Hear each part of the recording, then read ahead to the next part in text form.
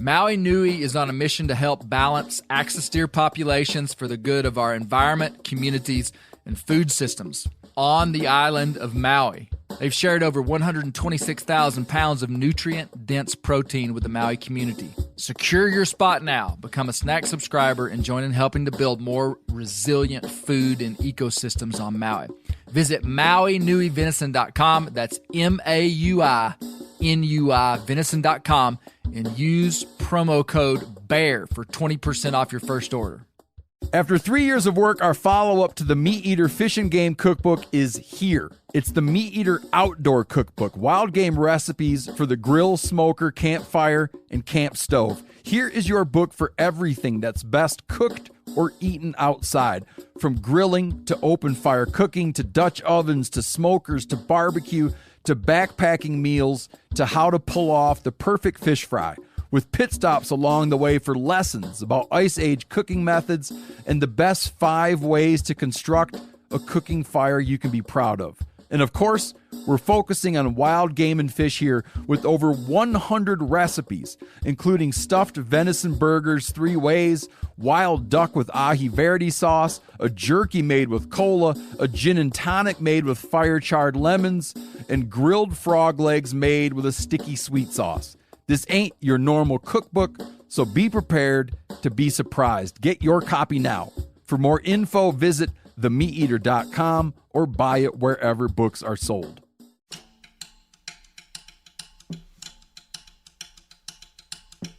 What are the things you have in your life that are really valuable, but you don't pay for and you couldn't quite sell them? In January of 2024, the Gillett Coon Supper celebrated its 80th annual dinner. This bizarre wild game tradition has made a name for itself as one of the premier political events in Arkansas, but it's more than that. It's holding a struggling but strong community together. This is one of the most unique Bear Grease stories we've ever told. It's a deep dive into small-town America and what makes us what we are. We'll go to the Coon Supper and hear from the cooks, the coon hunters, and some hungry people. We'll interview best-selling author Tim P. Carney about why traditions like this matter. And believe it or not, we'll also hear from former President Bill Clinton about his interaction with the Coon Supper. This episode will surprise and impact you, and will teach you something about yourself and about society. Eating barbecue raccoon has never been so good. I really doubt you're going to want to miss this one. Would you say there's a prime cut on a coon? Absolutely not. It's all it's all It's all prime. It's all prime. all prime. Yeah. All right.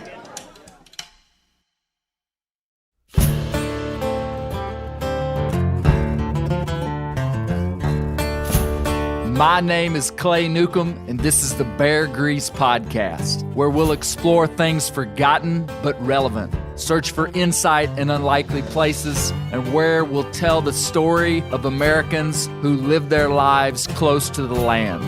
Presented by FHF Gear, American-made, purpose-built hunting and fishing gear that's designed to be as rugged as the places we explore.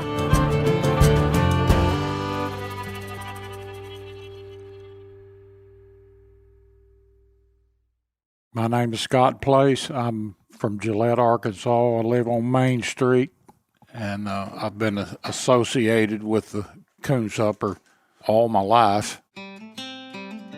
My dad was the master of ceremonies for it from the beginning up until 1989 or 90. So I had to go to the Coon Supper when I was even a little guy because there was nowhere else to be. You couldn't hire a babysitter or anything like that because everybody was at the Coon Supper. The first recorded Coon Supper took place in 1933. Scott was born in 1954. He's 70 years old, and he was born in the house he's sitting in right now in downtown Gillett. It's a handsome, well-taken care of brick home with white modern siding. It was his parents' before it was his. Scott is a second-generation rice farmer. My dad was at the first Coon Supper. He was a people person, and He sang and danced on the stage when he couldn't sing and dance. And it started as just a stag gathering for coon hunters around the area. Well, then you can imagine that got a little rough. And so the next year or two, they decided to invite the women. And then it took off from there. Gillett is a small farming town in the delta of southeast Arkansas. Their coon supper is more than a citywide tradition. It's an event that brings an entire region together, really an entire state. Today, Scott Place, like his father, is kind of the grand marshal of this event. Not officially, and he wouldn't want me to say that, but that's my perception. The coon supper's importance to anyone who's been to it is clear, but it's hard to nail down amid the complexity of economic challenges and the loss of population. People are leaving places like this and not coming back. These are real problems for many small towns in America. Existential, time is moving forward without you kind of stuff that seems to hover over the Delta like a biblical plague. Just down the street from Scott's house lives Gillett's top politician, the mayor, Randy Womack. He lives on the corner of Main Street. He and Scott were college roommates. We're going to need some info on Gillett. Back when we moved here in the 60s, at that time, there was close to 900 people, the best I can remember. Now, say since the last census, best I can remember, around 525, but it's changed. Like a lot of Delta towns have changed as the tractors got bigger and eliminated a lot of the workers. So it's gradually gotten smaller. This is a row crop farming community where soybeans, rice, wheat, and corn grow in alluvial soils they call buckshot, which is fertile clay that holds water, sticks to your boots, and they say it holds the world together. Gillett is 4 miles north of the Arkansas River and 40 river miles southeast, or 28.27 crow-flying miles to where the Arkansas River flows into the mighty Mississippi River. The bigger name for this bigger region is the Delta. You've heard us talk about it a lot. But more specifically, Gillett is in the Grand Prairie. These soils have been built by 10,000 years of flooding. The Quapaws farmed here from time immemorial until the early 1800s. And modern farming commercial operations have only been practiced here for roughly 100 years. But one thing is certain, if you live here, you're invested. Something about the flat, muddy ground of the Delta evokes that in people. There's a word for a person's relationship with their community. It's called social capital. Just file that away for a minute. And we're about to go to the Coon Supper, but there's still one important piece of the story that we haven't talked about yet. The Gillett school system. Something happened to their school. Football games, doesn't matter what the record was, stadium was going to be full. Basketball games, it was kind of the center part of the town. When the consolidation all come, and I understand what it was costing the state and as many school districts as there were. So they went about, putting a limit on what the attendance was, and once you got below that number. You may have heard Randy grunt right there at the end. When he did, he was shaking his head, as if something died and he didn't want to speak it out loud. The school was central to the town. It was the social glue. Gillett schools consolidated with a bigger school system in 2004. I wonder what Scott thought about the school closing. Well, it's awful. But one thing led to another. The suspense of whether the school was going to shut down after it was officially consolidated in another district. How long was it going to stay open? So nobody moves into town, and you slow death. It's agonizing. But the way farm economy has changed, and the land that we farm in the 50s, supported 20 families, and now there's 3 or 4, and everybody has 2 kids instead of 9. There's not enough kids to support a school in this area anymore, so it's just inevitable. Inevitable is a powerful and intimidating word for rural America. 2004 was the beginning of the end for Gillett schools. They kept them open for 5 years, but in 2009, they completely closed the high school and junior high. But the grade school, K through 5, stayed open until 2021, when the last of the Gillett schools were completely closed. Today, the kids bus 14 miles to DeWitt, or DeWitt, as some would say, but it's not all bad. It's just a matter of perspective. This is Seth Place, Scott's son. He's in his early 40s, lives in Gillett, but his kids go to DeWitt schools. It got heated there for a while with the school consolidation and all that stuff, and it was no big secret about some hard feelings here and there or whatever. But when I think about Gillett and how it used to be, that's how I feel when I go, or my kids go to school up here at DeWitt. So it's basically, from my perspective, the community has grown. That's an optimistic perspective, and Gillett does have a history of expanding its reach. On January 13th, 2024, Gillett held its 80th annual Coon Supper. Despite the challenges, this event is a bright spot on the calendar that brings this community together. It gives it identity and is one of the only anchors that is held. Myself, my wife Misty, along with Brent and his wife, drove to the Grand Prairie to see it for ourselves. This is about to get wild, folks, but let's not jump the gun. The first stop that we made was not at the Coon Supper, but at the Gillett Pre-Coon Supper. That's right, the Pre-Coon Supper, which starts about 2 hours before the Coon Supper. We've driven a couple of miles down a gravel road and parked by a large metal building.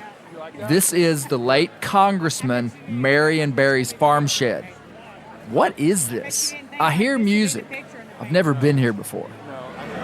My name's Clay Newcomb. Leslie, nice to see you. A guy in dark frame glasses wearing a manly, daddish kind of barbecue and apron greets me. He carries himself like a guy in charge. I bet he knows what's up with this pre-Coon Supper stuff. Hey, how's it going? How you doing? Clay Newcomb. Hey, Clay, Gabe Holmstrom. Give me like a little overview of the Coon Supper, or maybe even this. Event. So yeah, we're here at the Berry Farm Shop. So this is the pre-Coon Supper reception. So this event, really goes back 50 years. So former Congressman Marion Barry, he used to live right across the street from the Gillett High School. And when people and elected officials and candidates would come down and come to the Coon Supper, they'd stop at his house to have a cocktail before going over to the Coon Supper. That was Gabe Holmstrom, and he just told us a very important component of the tradition that has become the political event of Arkansas. Let's see who else is here. My name is Jeremiah Moore. I'm from Clarendon, Arkansas. Currently serve as a state representative for House District 61 in the Arkansas State Legislature. My district runs from Amigan in Jackson County all the way down to Gillett in Arkansas County, and I would be remiss if I did not say that District 61 has the best duck hunting in all the world. We're here right now at the Gillett Pre-Coon Supper. We're about Not to be confused with the Coon Supper. This is a pre-Coon Supper. We're about to head on to the actual Coon Supper in a few minutes, and I would say that this is the foremost political event in the entire state of Arkansas. Now, you tell me any state, east or west of the Mississippi, where the foremost political event revolves around eating a raccoon, and you'll be right here in Gillett. So. This pre-Coon Supper became a must-attend event in part because of Arkansas's most famous son, a young man who became Arkansas's governor in 1978. This is the guy that Gary Believer Newcomb went to high school with, and you may recognize his voice. We'll step out of the pre-Coon Supper for a minute to a speech this former governor made in 2023. So when I started running for office, Gillett had about 800 people.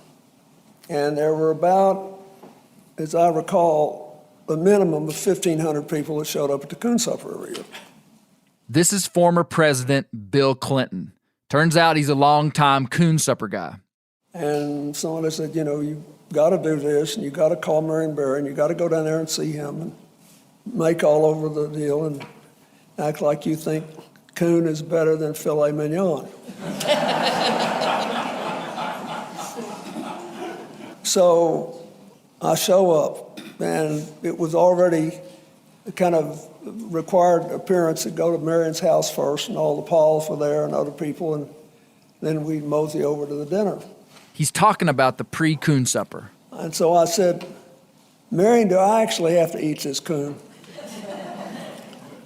He said, no. He said, not if you don't want to carry this place ever again.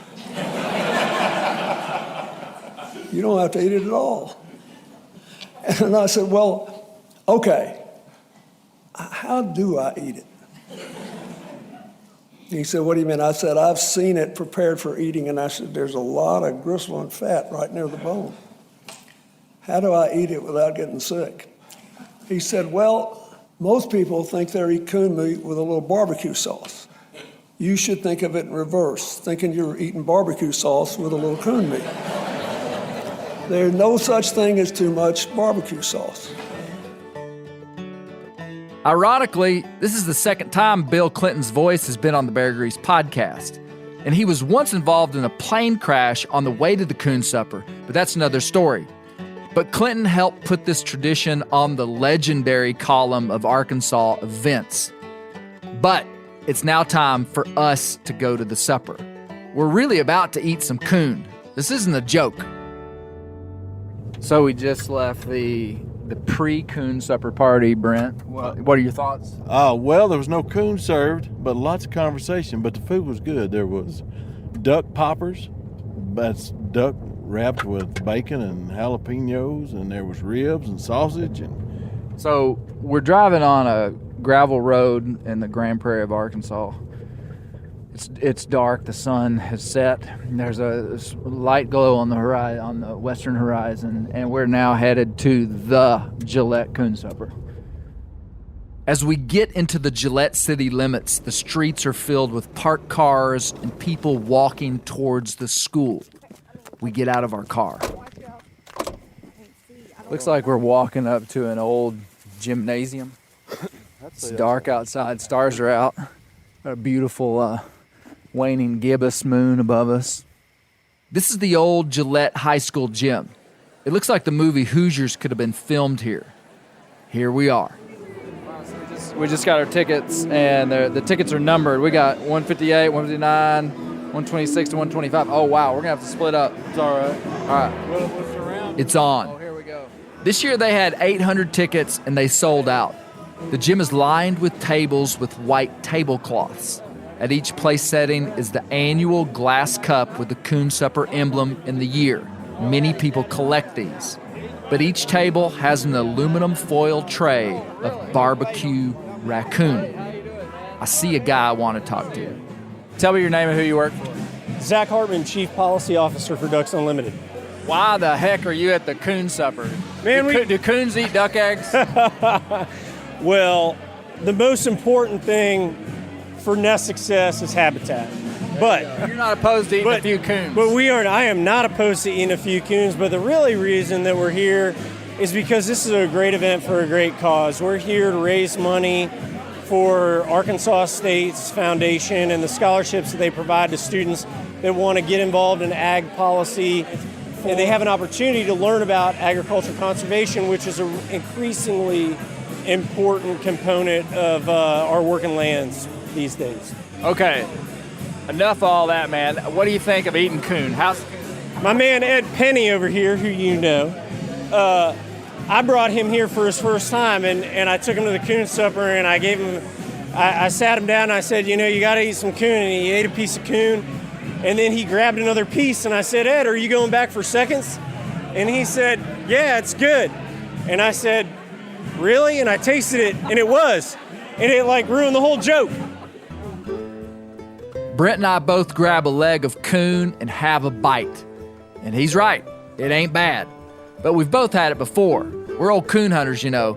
Brent's wife won't even try it, but Misty took a nibble, and the report wasn't great though.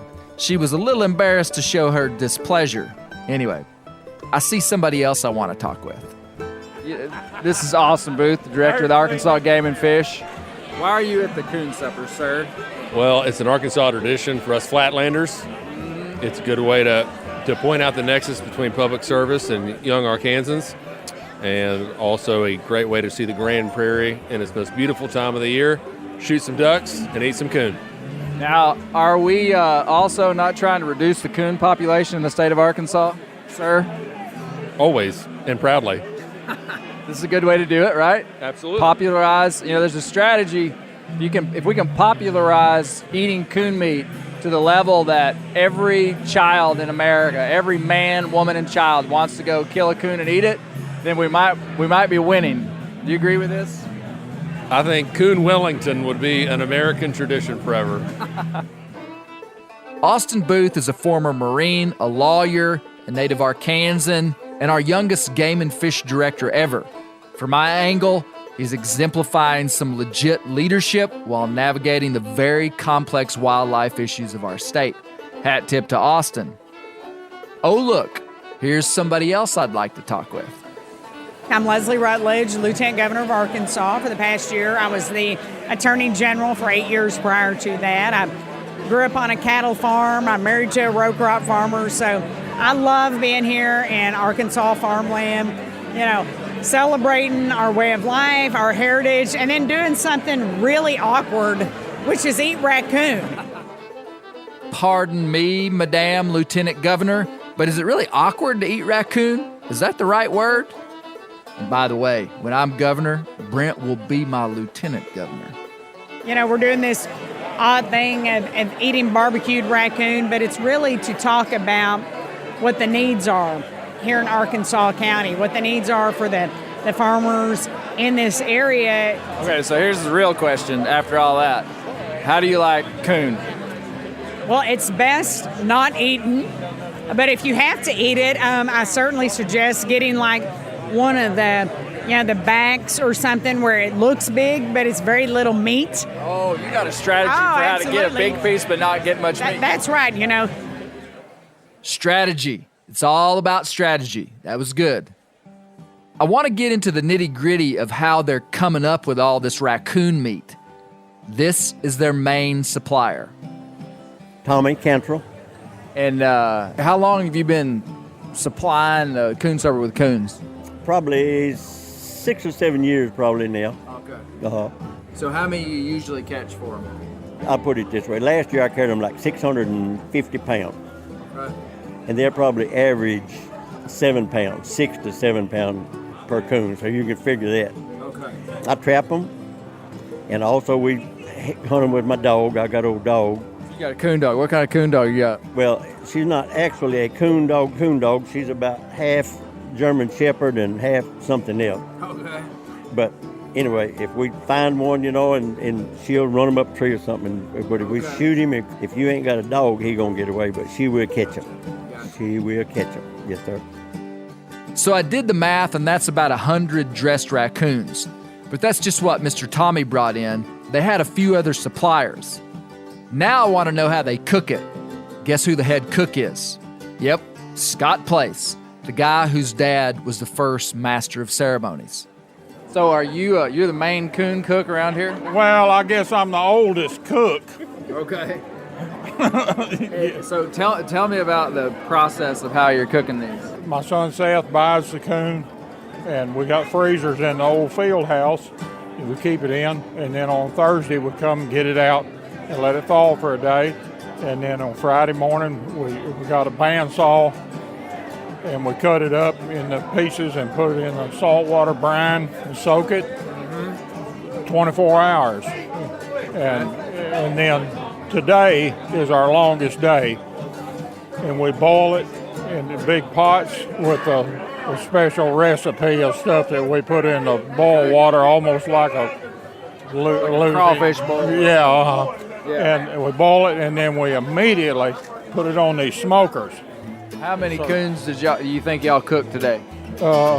Coons, I don't know, but it's just under 800 pounds. 800 pounds. And now, at one time, it was a lot bigger than that. Y'all cooked like 2,000 pounds. Yeah, back when we just served coon, well, we've had well over a ton before. How many people you think were here tonight? It was sold out of tickets. It was right at 800 tickets, I believe.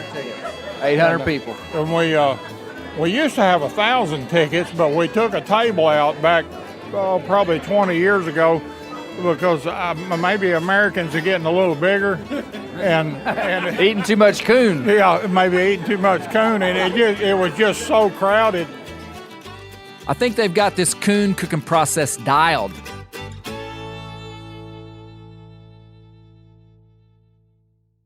This show is sponsored in part by BetterHelp.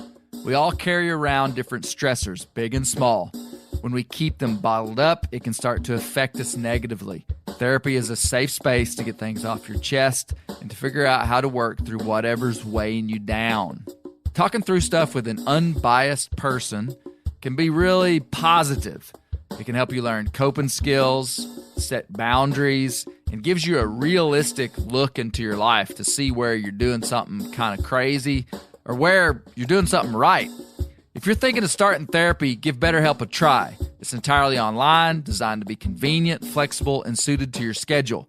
Just fill out a brief questionnaire to get matched with a licensed therapist and switch therapists anytime for no additional charge. Get it off your chest with BetterHelp. Visit BetterHelp.com/Grease today to get 10% off your first month. That's BetterHelp, HELP.com/Grease. Montana Knife Company was founded by Josh Smith, one of the world's most experienced master bladesmiths. He's been making knives for 30 years. Made in the USA and manufactured locally in Montana. The knives come with a multi-generational warranty and free sharpening. Designed, tested, and built by hunters, MKC is a hunting knife company first and foremost. They have the sharpest knives out of the box and the easiest knives to sharpen. And that is the dadgum truth. You better be careful with them when you get them. They are sharp. MKC is a fast-growing company. They just hired their 55th employee and are looking to hire about 50 more in the next year or so. I've carried a lot of these Montana knives, and the one that I like the most is their Speed Goat, which is a lightweight hunting knife, just the right size. MKC knives sell out within minutes of being released, so head over to MontanaKnifeCompany.com. They have new knives for sale every Thursday at 7 p.m. Mountain Standard Time, so check their website and sign up for their text and email alerts. That is the best way to find out when they have knives available. Use code BEARGREASE10 for 10% off your first order. Montana Knife Company, working knives for working people. The old-timers say that the turkeys start gobbling when the leaves are as big as squirrels' ears and the red buds start popping. And we're about there. And we are there in the South. The Onyx Hunt app is one of my most valuable tools in the spring woods. With tools like coniferous versus deciduous tree distribution layer, you can save time by locating edges or transition areas of mixing habitats from home. Find an area like this with water in close proximity, and more than likely, there will be a gobbling turkey nearby. Knowing the exact boundaries of private ground ensures I stay on the right side of the fence, but can easily find public ground to go see if I can't strike a gobbler. If you do get one to sound off, using compass mode and waypoints will help you pinpoint his exact location, allowing you to move in and make the perfect setup to bring him right into your lap. Download the Onyx Hunt app today. You'll be glad you did. Onyx has a special offer for you. Use code BEARGREASE to receive 20% off your membership at onyxmaps.com/hunt this spring. I shuffle to sit down quickly as the main speaker is about to start. The room quiets as a man in a suit approaches the stage. Behind the podium is a giant orange handmade mural, paper mural, commemorating the 80th Coon Supper. On it is a raccoon as big as a picnic table. On the looker's left sits 8 high school seniors. These kids go to DeWitt schools now, but they're from families that live in Gillett. The night is all about them. I want to thank you all for traveling in this cold weather to come and enjoy yourself tonight. We're really happy to have you here. This is the 80th time this group has met. This Coon Supper has been put on. The speaker's demeanor changes and the room quiets as everyone knows what he's about to say. Many of you know that we lost Pastor Chad Phillip this past year. Pastor was a great icon of Gillett, the surrounding area, and the Coon Supper. Let's remember Pastor Chad. Pastor Chad was a big player here for the last several decades, but he's not the only one being remembered this year. As many of you may know, we've lost another icon of Gillett and the Coon Supper this past year. Without a doubt, the most famous person from Gillett, Representative Marion Berry. Mr. Marion loved the Lord, he loved his family, he loved his farm, and he loved Gillett, its people, and the Coon Supper. Marion devoted his life in service to his family, his country, and his community, and set an example to others on the impact that a man from a small town can make when seeking direction from God and being in service to others. Let's remember Representative Marion Berry.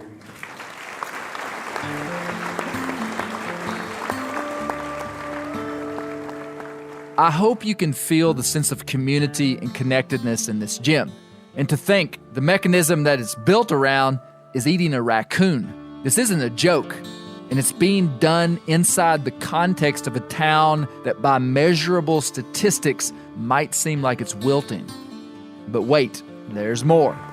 Here's Senator Tom Cotton. Good evening. It's great to be back at the Coon Supper again. We always join at this time of the year. It's the darkest and coldest time of the year. We have a night of festivities and the warmth of community and fellowship. As we've heard, though, we have heavy hearts to a degree this year because of the passing of Pastor Chad and Marion Berry, but I think they would want all of us to be here where we are tonight, and they're looking down on us, and they're proud that this community is continuing with this unique, distinctive tradition. I think it's a testament to their legacy that we're all joining here together, as we always do, to help support the great students and kids of this community. Thank you all. God bless.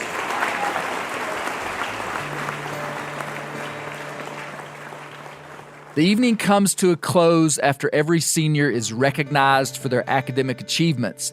They each address the crowd and tell what their plans are after graduating. One young man is going into his family's pest control business. Another is heading to the University of Arkansas.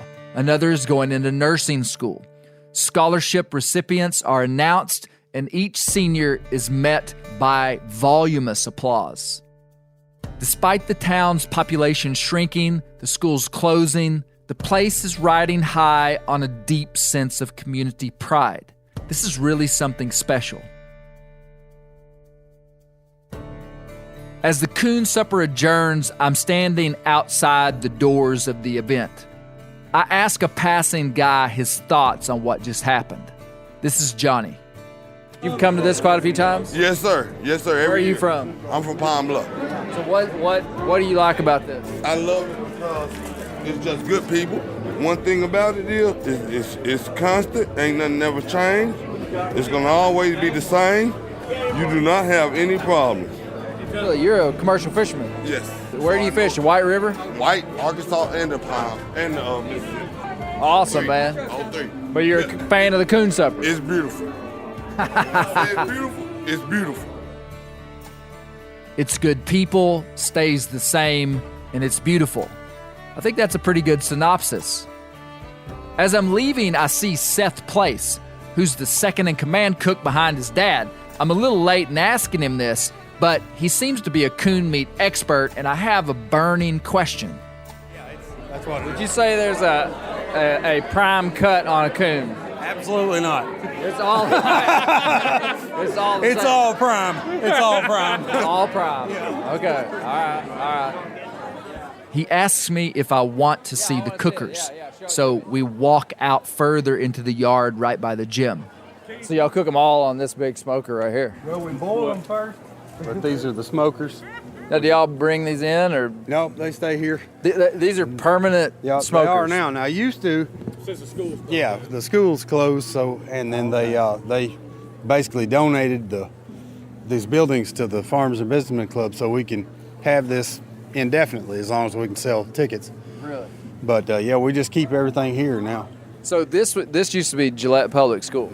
This is Cole Counts. Consolidated to DeWitt, but this year's the first year the elementary's been gone. So this is kind of like a ghost town down here, I guess. It is. At least in the sense of the school, it is. I got to go to school here till I was in the 7th grade, and in my 8th grade year we consolidated, had to go to DeWitt. Okay. Amid the excitement and energy of the event, it's easy to forget this community is struggling to stay together. More people were in that gym than live in this town. They leave their giant built-in cookers outside the gym because it's not a functioning gym anymore. Just keep that in mind. We're going to go back to that. But first, I've had something on my mind since that first bite of raccoon. We're now in the car heading home, and I think it's possible that we've all broken the law. I decide to confront Brent on his hypocrisy. I'm trying to understand how I'm not the only person who thought of this. Okay, so the one problem that I've foreseen is that they're buying this coon meat, and it is illegal to buy or sell wildlife meat. There is an exception.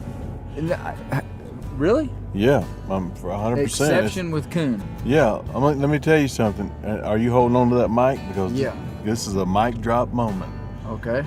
My brother, Tim, skins coons and prepares them to be sold, and his nephew sells them out the window of their pharmacy in Fordyce, Arkansas. Are you serious? You can go by there, drop off a gun to get picked up, to get cleaned and repaired. You can pick up your prescription and you can buy a coon. Ready? Brace yourself, because I got the AGFC. Okay, what's the AGFC say about it, Misty? We've just left the Gillett Coon Supper. It is unlawful to purchase, sell, offer for sale, barter, or trade any species of wildlife or portions thereof. Period. Exceptions: A. Fur bearer pelts and carcasses taken during a fur bearer season may be sold. Wow. That's the first one. May be sold by persons with valid hunting or fur dealer licenses. Legally taken squirrel tails and pelts, rabbit pelts. This is a different bullet point. I've heard all I need to hear. Red fox, great. It's legal. Baby, we're going into business. Alligator hide, alligator. I stand corrected. Sounds like Brent's off the hook. Somehow the legality of selling fur bearer meat has eluded me. But I'll tell you what else has eluded me.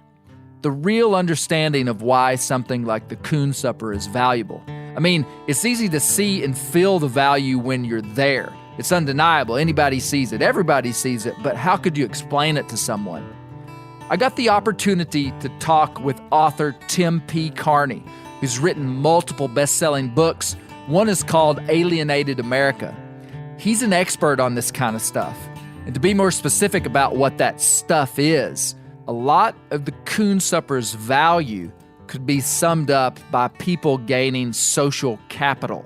Remember, I told you to hold on to that word, file it away. This is incredibly interesting. Here's Tim. Social capital is this term that like sociologists use, maybe historians, and it's a weird word because capital is kind of a financial term, right? You're talking about money. Social is showing us that we're talking about something very different. So one way to think of social capital is, what are the things you have in your life that are really valuable, but you don't pay for and you couldn't quite sell them? Do you have a next door neighbor who you're just best friends with? That's social capital. Do you have extended family who will, bail you out if you get into trouble? That's having social capital. And so the truth is there's real inequality in social capital across America in ways that sometimes parallels and sometimes deviates from kind of wealth inequality. But one way of thinking of social capital is valuable things that you might or might not have in your life that they're social, They're not financial. They have to do with your connections and interactions with other people, and they usually explicitly are not something that you could pay for or sell or directly buy. Our society is good at measuring external things that have monetary impact. So social capital is hard to measure, but it's primarily a function of our relationship to other people. Whether you're conscious of it or not, every human on earth has some level of social capital. Now, this next observation about American society is kind of mind-blowing. The greatest work on the United States of America, I think, that was ever written was written by a French guy, and it was written 100 years ago. Yeah, it was Alexis de Tocqueville's Democracy in America. You know how sometimes somebody shows up at your house and they notice something that you don't notice because you've come to take it for granted. Americans, he was saying 200 years ago, take for granted how much they kind of just rely on not themselves as individuals, but themselves and their neighbors, their fellow countrymen, their brothers, their whatever, other people they know, to solve problems. He said in England, again, this is 1830s, in England, people, they turned to the big landlord. I mean, it was semi-feudal at that point. There'd be a big, rich landholder, and they turned to him to solve their problems. In France, they turned to the government. In the United States, if there's a problem, people will like form a ditch digging organization to keep the town from flooding when the runoff is coming down from the mountain. So that idea that it's both that we're self-starters, but we're not just individuals. So it's still a sort of self-reliance, but it's a self-reliance in fraternity, in neighborhood, in community. And that was unique to America is what Tocqueville argued. We have self-reliance inside of fraternity, inside of community.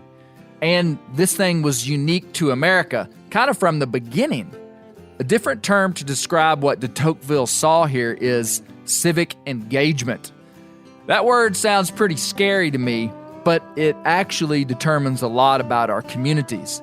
And to equate it back to the Coon Supper, attending or volunteering at a community event like this is civic engagement. Turns out that stuff is quite important, and it's on a dramatic decline in America. So you could look at, how much do people vote? How much do people participate in the census? That all matters. How does that relate to social capital? Well, if you're the guy who took it on the chin and coached kindergarten girls basketball, if you're the guy who you didn't even think about it, but you sent your sons over to shovel the neighbor's yard sidewalk when he was away, it is a little bit like finance in that you put a bunch in, and then when you need it, you can draw it out. But there's not like a ledger being kept. That's the real thing about social capital and community. There's just an understanding that we have an obligation to look out for other people. So we're going to do it. We're going to be civically engaged. And the more civically engaged you are, the more capital you have. The main way I would say that works is the more things that you belong to, then the more things you can rely on. That is, I belong to my local church. I belong to my kids' schools. I don't just cut the check and send my kids there. I serve on the board of one. My wife's a substitute teacher at another. We show up at things. I belong to my employer. I work to get to know my neighbors. So I belong to all these things. So a common word in this area of study is reciprocity, which again is just relationship. The understanding, I'll take care of you, you take care of me. And community was always built on the fact that we had needs. It wasn't just, hey, I want to hang out with my buddies. It was, oh, I need to go into town to get something. Oh, I need to call on my friend to lift this one thing. And if you take away some of those needs, then we lose the stuff we didn't know we needed, which was the connection, the friendship, the camaraderie, the belonging. And so the guy who wrote the best book on this was Robert Putnam, Bowling Alone. That came out right as you and I were finishing up, our college years there. 2000, I think, was the pub date on that. And he used bowling because he said he found out that people weren't bowling less in 2000 than they had in 1960, but they were bowling leagues had crumbled everywhere. So people were more likely to bowl alone or bowl just with their best friend or their wife or whatever. And that was just almost a little analogy for what was happening more broadly. Membership, PTA membership had collapsed, and all of this stuff. What we belonged to had gone down across the board. And so I went and I looked to update the numbers when I wrote Alienated America, that came out 2019, so almost 20 years later, and it had just continued. The people just, again, more likely to sort of strike out on their own. When I was on the board of a small organization here in DC, we did this study and it came back, millennials didn't want to join anything. We said, be a member. They're like, I don't want to be a member. We're like, will you chip in $20 to help us out? They're like, oh yeah, I'll do that, but I'm not joining, okay? I don't want to belong to it. And so you and I are at the sort of tail end of Gen X, and I think that was already in motion. Studies show that America's civic engagement peaked in the 1960s and has been declining ever since. By the time I graduated high school in the late 1990s, it had plummeted. I remember my dad, the believer, being involved in everything he possibly could his whole life. He was in a fraternity in college. He never drank, by the way. A member of the Kiwanis Club, the Lions Club, the Archery Club. He was a deacon at the church. And for decades, he was heavily involved in a group that helped families with critical construction projects, like if their roof was leaking and they couldn't afford to get it fixed, or if some family needed a wheelchair ramp built. He was very civically involved. But he grew up in the time of America's peak civic engagement. He always wanted me to do more stuff, but I just wasn't that interested. Now, as an adult, I have maintained high levels of involvement in my church my whole life, but I have not been nearly as involved in other stuff. I didn't know until I talked with Tim that I was just a pawn in the common trend of my generation. I didn't choose this all on my own like I thought. It's kind of spooky when you realize that you have less control over your life than you think. That is interesting. But who is most affected by this lack of civic engagement? Is it the rich or the poor who are less civically engaged? I bet it's those rich folks. There are nuances to this. It's worse. The collapse of belonging, civic engagement, bowling leagues, etc. All that stuff is worse in the working class in America than it is in the middle class or the upper middle class. There's this stereotype that, wealthier Americans, you live behind a gate, or you're, with your money, you're just buying your isolation. But if you go to like these rich suburbs where houses are really expensive and the property taxes are high, they have enough Little League coaches for every team. They have people leaving their kids leave their bikes out on the front yard because neighbors sort of know neighbors. The collapse in community and civic engagement is greater for a dozen reasons I go through in the book in the working class. And so that's particularly harmful because these are people who rely more on social capital.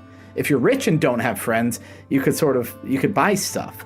But the irony is the richer people in America, not the super rich celebrities who have to live in a gated mansion, but the upper middle class, they are more likely to know their neighbors, more likely to volunteer, more likely to belong to things. And it's because this sort of thing isn't just an individual choice. It's a community thing. The community has to give you those opportunities. And in some parts of America, those opportunities for belonging and volunteering aren't there. That's very interesting and not what I was expecting. But that's just why the community of Gillett is so unique. I spent some time describing the Gillett Coon Supper to Tim Carney. I wanted to see what he thought. Here's what he said. When you describe that, I want to go to Gillett and see this and eat the food and watch the people. This is the stuff that makes America great, really. And I've seen it in other towns. There's my favorite town in Iowa is this town called Imogene, Iowa, which is down to 30 people. How does a town survive with 30 people? Well, it has an Irish pub, a beautiful Catholic church, and then a softball field where they have a big tournament as part of what they call Shamrock Days, because Irish population traditionally, and it brings in people who used to live there and people from the other towns, and these sort of things even if they're only occasional things, they really keep a town alive. Tradition, customs, these things are social capital that gets passed down from generation to generation. It's almost like you're time traveling, right? You're talking about these kids in Gillett, and they don't even have a high school, but they almost get to travel back to when they do, because suddenly there's a senior class, the high school Gillett senior class, even though there's no Gillett High School. And so that is what customs do. They provide, I often talk about social capital as providing sort of we use the word network, but just imagine an infrastructure, something that's a scaffolding that holds you up. Traditions are a sort of scaffolding that spans across time. And so that's one of the key things that strong communities do, is they have traditions, they have customs, they have these things, and it just injects a little bit of meaning into everybody's life.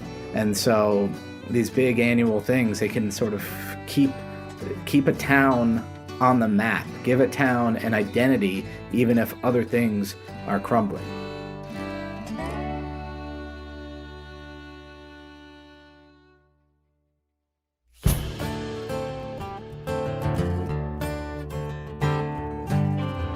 I think it's pretty unique that we can learn so much about ourselves and our community by looking at a wild tradition like the Coon Supper. I love it. And I'd say there's a high likelihood Brent and I will be back at the Coon Supper next year. That is, if we can get some tickets. I can't thank you enough for listening to Bear Grease. Please leave us a review on iTunes and tell your friends, family, and coworkers about the amazing stories you're hearing here and on Brent's podcast, This Country Life.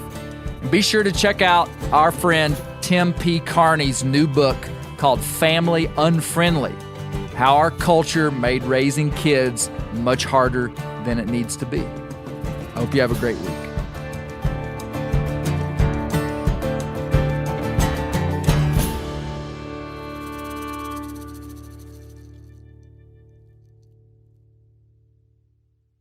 After 3 years of work, our follow-up to the Meat Eater Fish and Game Cookbook is here. It's the Meat Eater Outdoor Cookbook, wild game recipes for the grill, smoker, campfire, and camp stove. Here is your book for everything that's best cooked or eaten outside, from grilling to open fire cooking to Dutch ovens to smokers to barbecue to backpacking meals to how to pull off the perfect fish fry, with pit stops along the way for lessons about Ice Age cooking methods and the best 5 ways to construct a cooking fire you can be proud of.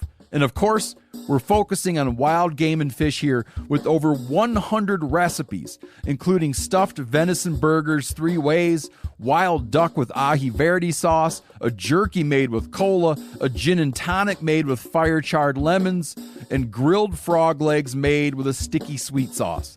This ain't your normal cookbook, so be prepared to be surprised. Get your copy now. For more info, visit themeateater.com or buy it wherever books are sold.